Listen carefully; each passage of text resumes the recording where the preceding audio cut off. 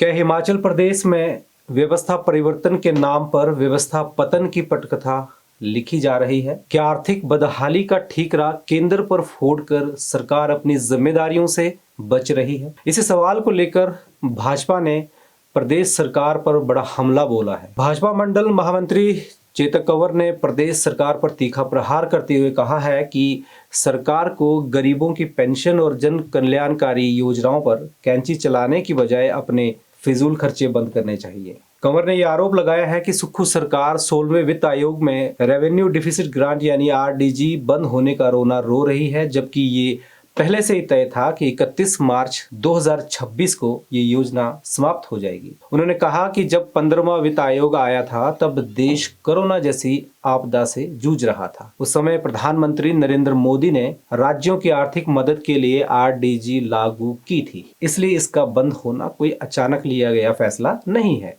भाजपा नेता ने कहा है कि कांग्रेस सरकार केंद्र पर बदले की भावना से आरडीजी बंद करने का आरोप लगा रही, जबकि भाजपा शासित राज्यों जैसे उत्तराखंड में भी ये ग्रांट बंद कर दी गई है। चेतक कंवर ने प्रदेश के वित्त सचिव के उस बयान पर भी सवाल उठाए हैं जिसमें सैलरी, पेंशन, नया वेतन आयोग, सब्सिडी और हिम केयर जैसी योजनाओं पर संकट की बात कही गई थी। उन्होंने कहा कि कर्मचारी और पेंशनर पहले ही परेशान है, कई महीनों से बुजुर्गों को पेंशन नहीं मिली है, डिपुओं में राशन व्यवस्था चरमरा गई है और हिम केयर योजना ठप पड़ी है।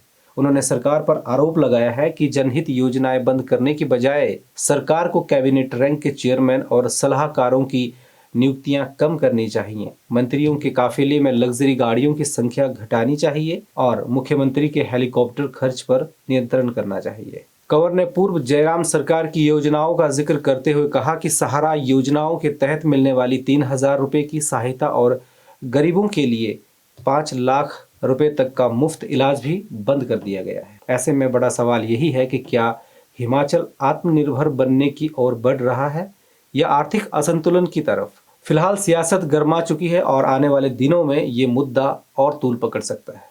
इस मुद्दे पर आपकी क्या राय है, हमें कमेंट बॉक्स में ज़रूर बताएं और ऐसे ही ताज़ा अपडेट पाने के लिए हमारे फेसबुक पेज को लाइक और फॉलो करना ना भूलें। धन्यवाद।